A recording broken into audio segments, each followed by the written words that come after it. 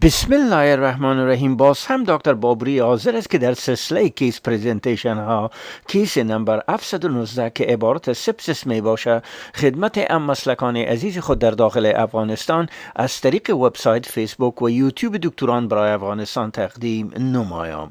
امیدوار هستم که این کیس جالب مورد استفاده و قبولشان قرار گیرد.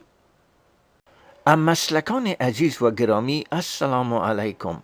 مطالب تدریسی که در این سایت دکتران برای افغانستان خدمت شما تقدیم می گردد از منابع معتبر جهانی گرفته شده و ما از ایشان اظهار امتنان و تشکر می کنیم. اهداف تیم دکتران برای افغانستان عبارت از بلند بردن سویه تعلیمی، تشویق و آشنایی دکتران جوان در داخل افغانستان به استانداردهای جهانی می باشد. از شما توقع داریم که در تکثیر این مطالب در داخل افغانستان با ما همکاری نموده و اجر عظیم را از درگاه خداوند بزرگ کمایی نمایید.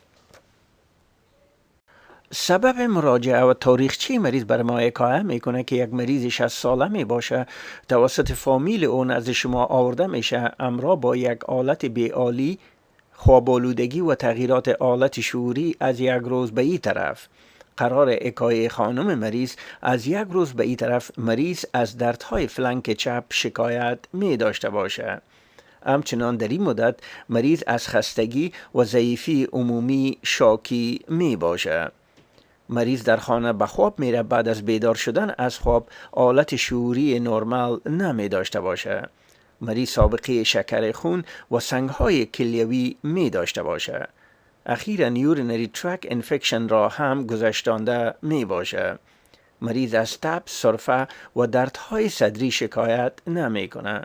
مریض در امرجنسی روم یک حالت عرق آلودگی و همچنان خواب آلود می داشته باشه. بناهن توسط ER تیم مریض انتوبیت میشه و با میکانیکل ونتیلیتر کنکت می گرده.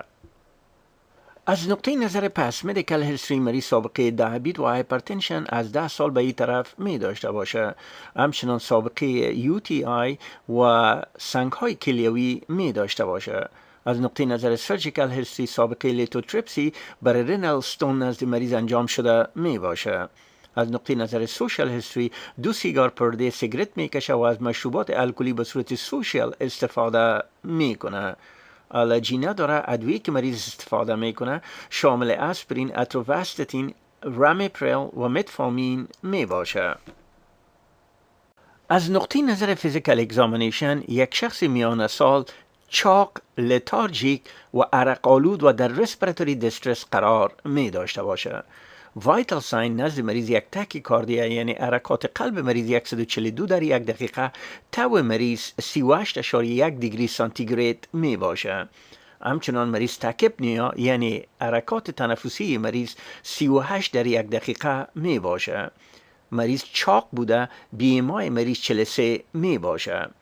نقاط مثبت در فیزیکال اگزامینیشن بطن مریض دیستنشن و سوپرا پیوبیک تندرنس می داشته باشه.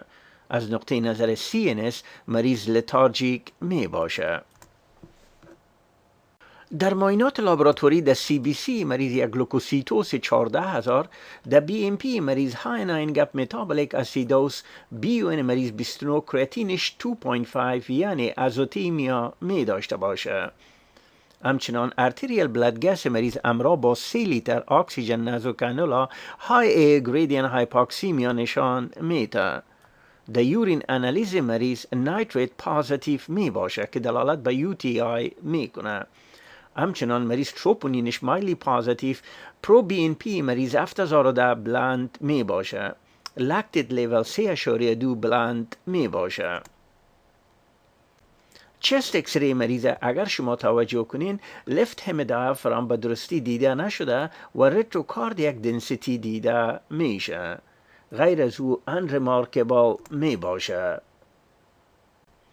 الکتروکاردیوگرام مریض ساینس تاکیکاردیا را نشان میده. اسسمنت و پلان دکتر جوان ما در امرجنسی روم تشخیصشان سویر سپسیس سندروم، سکندری تو یورو سپسیس، های 9 گپ متابولیک اسیدوز، سکندری تو سپسیس و اکیوت رینال فیلر می باشه. به مریض یک مقدار زیاد مایعات به صورت بولوس یعنی نامستلین ابتدا، بعدها 125 ml per hour نزد مریض چالان میگرده. بعد از کلچر نزد مریض جنتامایسین، وانکومایسین و زوسین شروع میگرده. همچنان برای سیدیشن مریض پروپوفول درپ و دیپریون درپ چالان میگرده. فالوآپ سیریل تروپونین AKG و همچنان نزد مریض بیتساید اکوکاردیوگرام صورت میگیره. کت اسکن ابدومن وقتی که حالت عمومی مریض بهتر میگرده. انفکشن دیزیز و همچنان یورولوژی کانسلتیشن هم نزد مریض گرفته میشه. هنوز هم مریض تو فوق‌العاده بلند یعنی 104 دیگری فارنهایت، تاکیکاردیا، تاکیپنیا، هایپوتنشن و های گریدین هایپاکسیمیا می داشته باشه. انفکشن دیزیز کانسلتیشن گرفته میشه. انتیبیوتیک مریض به وانکومایسین، دوروپینم و جنتامایسین تبدیل می گرده. با وجودی که مریض یک مقدار زیاد مایعات میگیره، هنوز هم هایپوتنشن و تاکیکاردیا می داشته باشه. بناهن نزد مریض لیووفت، وازوپرسین و هایدروکورتیزون درپ چالان میگرده. مریض هنوز هم پرسیستن اسیدیمیا می داشته باشه، نزد مریض بایکارب درپ هم چالان میگرده. پی اچ مریض آیسته آیسته از 7.14 به 7.2 و 7.27 بلند میشه. انتیبیوتیک به می شکل نزد مریض ادامه داده میشه. کت اسکن ابدومن نزد مریض صورت میگیره. در گرده های مریض سنگ های کوچک دیده شده. لفت کیدنی مینیمالی هایدرونفروتیک می باشه.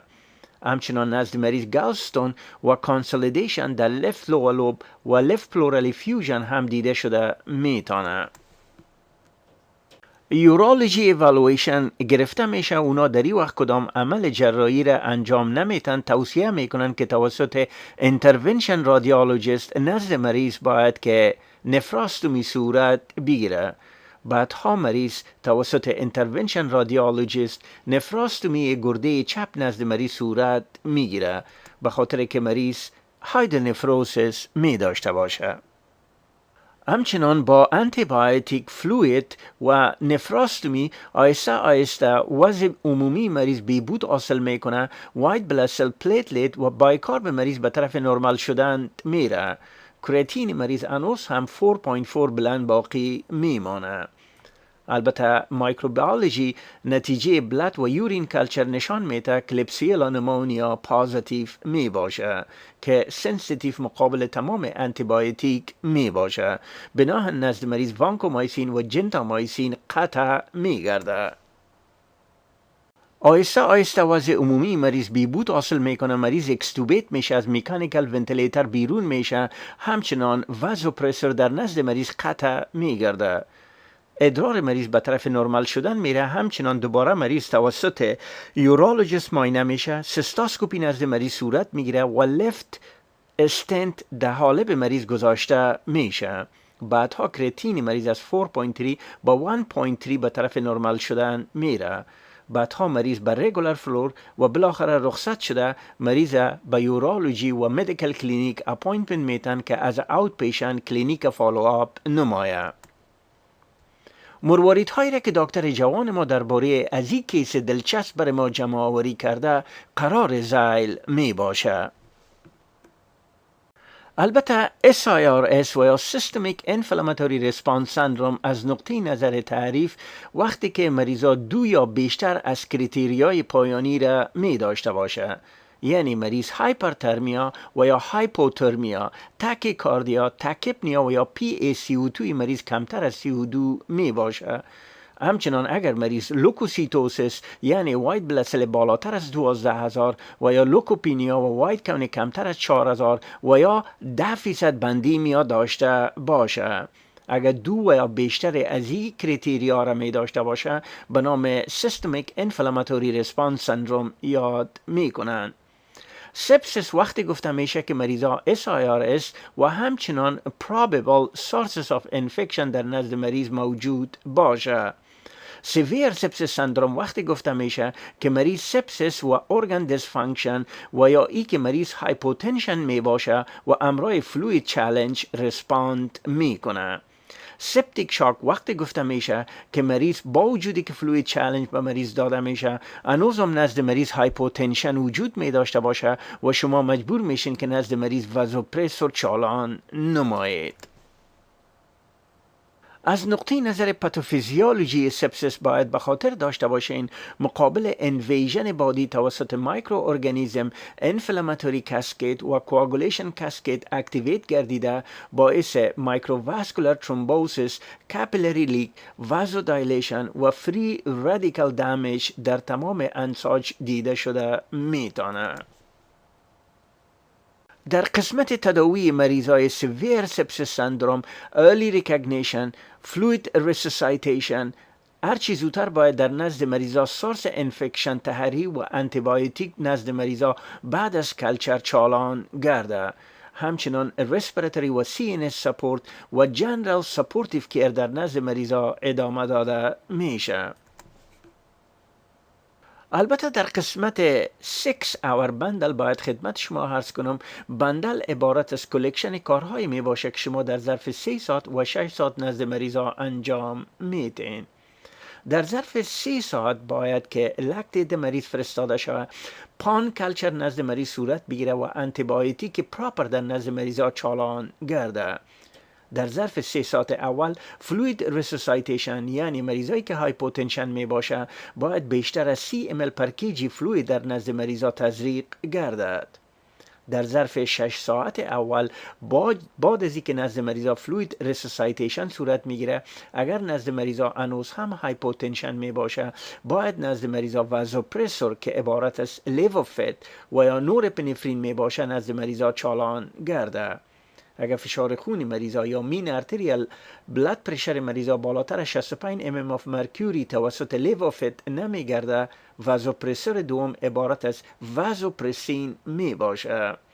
همچنان اگر هنوز هم در نزد مریضا لکتیدشان بالاتر از 4 می باشه باید هر چیز زودتر در نزد مریضا CVP لاین داخل شود و پرشر بالاتر از 8 mm of mercury تا 12 mm of mercury نگاه کنین. همچنان مکس وینوس اکسیژن سچوریشن در نزد مریضا بالاتر از 70% باشه. البته در نزد مریضا باید که لکتیت چندین بار تعیین گردد. در قسمت فلوید ریسوسایتیشن مایه چویس در نزد مریضا کریستالوید و یا نوموسالین می باشه. از هیدروکسی ایتیل استارچ معمولا استفاده نمیشه. البومین در واقعی که مقدار زیاد مایعات ایجاب بکنه و یا مریضا هایپو آنکاتیک باشه در او خزی استفاده میشه.